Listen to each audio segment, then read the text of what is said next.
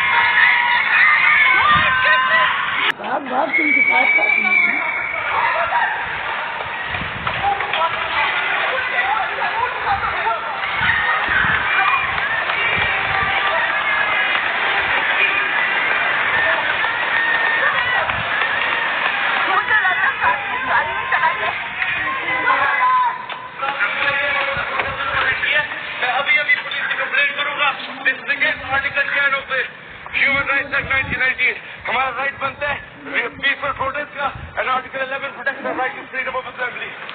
इन्होंने गलत किया है।